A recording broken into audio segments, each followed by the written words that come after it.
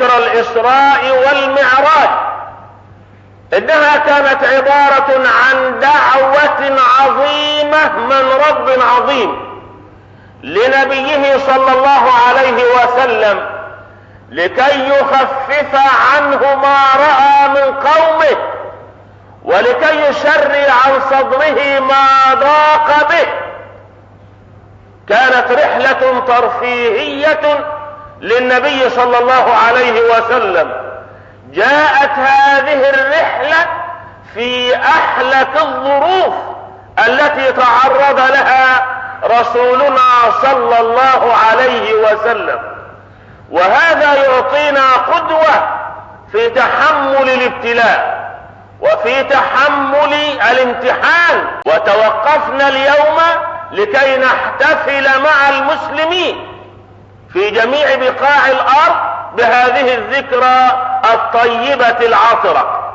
ربنا عمل له حفل التكريم بأن أرسل إليه جبريل فسرى به ليلا إلى المسجد الحرام إلى المسجد الأقصى، وبعدين صلى بالأنبياء إماما، ثم عرج إلى السماء السابعة بعد أن طرق باب كل سماء وسلم على نبيها، وبعدين وصل إلى سدرة المنتهى ورجع بالهدية العظيمة التي نفعلها الآن، ونفعلها 5 مرات في اليوم، وهي الصلوات الخمس التي جعلها الله عز وجل 5 في العمل و50 في الأجر والثواب.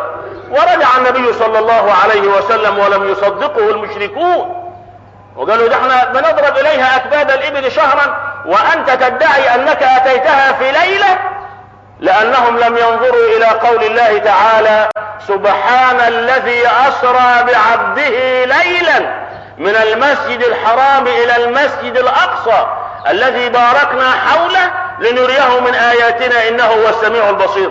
هم لم يفطنوا إلى الكلمة الأولى بس، لو فطنوا إليه كانوا صدقوا كل حاجة، وهي كلمة سبحان. كلمة سبحان معناها إيه؟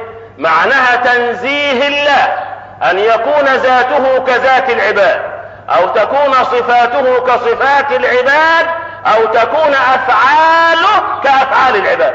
تنزه الله عن ذلك. هذه معنى كلمة سبحان الله. ولذلك دي من الكلمات الخاصة بالله فقط. إنما هل واحد مرة قال لي واحد سبحانك؟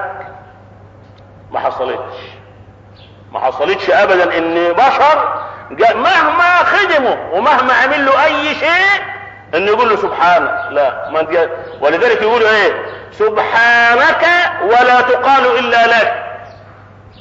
لله عز وجل سبحانك ولا تقال إلا لك. إذن هذه الذكرى الطيبة نأخذ منها بعض الدروس التي تؤكد قول الله تعالى: لتعلموا أن الله على كل شيء قدير وأن الله قد أحاط بكل شيء علما. نأخذ منها أن الابتلاء والصبر آخره في صالح العبد نفسه، وأن الله سبحانه وتعالى سيجزيه خيرا على صبره على الابتلاء، سواء من الله عز وجل أو من الناس. نسأل الله سبحانه وتعالى أن يجعلنا وإياكم من الذين يستمعون القول فيتبعون أحسنه، أولئك الذين هداهم الله وأولئك هم أولو الألباب. يقول النبي صلى الله عليه وسلم: 3 من كن فيه وجد حلاوة الإيمان: أن يكون الله ورسوله أحب إليه مما سواهما، وأن يحب المرء لا يحبه إلا لله، وأن يكره أن يعود إلى الكفر كما يكره أن يقذف في النار. ويقول النبي صلى الله عليه وسلم: التائب حبيب الرحمن، والتائب من الذنب كمن لا ذنب له، أو كما قال.